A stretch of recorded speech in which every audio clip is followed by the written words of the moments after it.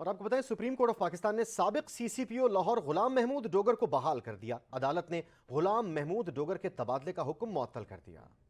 Supreme court کے justice Ijaz ul Ahsan کی سربراہی میں 3 رکنی بینچ نے سابق سی سی پی او لاہور غلام محمود ڈوگر تبادلہ کیس کا فیصلہ سنایا۔ عدالت نے اپنے فیصلے میں کہا کہ پنجاب میں تقرر اور تبادلے کا معاملہ سپریم کورٹ کے 5 رکنی بینچ کے سامنے زیر التوا ہے۔ نگراں حکومت پنجاب کی جانب سے تقرر اور تبادلے کا معاملہ 5 رکنی لارجر بینچ کو بھیج رہے ہیں۔ غلام محمود ڈوگر کا تبادلہ روک دیا جائے۔ الیکشن کمیشن زبانی تبادلے کرنے کا کوئی ریکارڈ پیش نہیں کر سکا۔ الیکشن کمیشن نے بتایا ہے کہ کمشنر نے زبانی آرڈر سے تقرر اور تبادلے کی اجازت دی۔ الیکشن کمشنر کمیشن ممبران کی مشاورت کے بغیر تقرر اور تبادلے کا فیصلہ نہیں کر سکتے۔ چیف الیکشن کمشنر کو کمیشن کے ممبران نے تقرر اور تبادلے کا اختیار نہیں سونپا تھا۔ بظاہر الیکشن کمشنر نے سپریم کورٹ میں زیر التوا کیس کے باوجود تبادلے کی اجازت دی۔ دوران سماعت جسٹس اعجاز الاحسن نے استفسار کیا کہ چیف الیکشن کمشنر سکندر سلطان راجہ کہاں ہیں؟ سیکرٹری الیکشن کمیشن نے بتایا کہ چیف الیکشن کمشنر کی طبیعت ناساز ہے، پیش نہیں ہو سکتے۔ پنجاب حکومت نے 23 جنوری کو غلام محمود ڈوگر کے تبادلے کی زبانی درخواست کی، 24 جنوری کو تحریری درخواست آئی، 6 فروری کو منظوری دی۔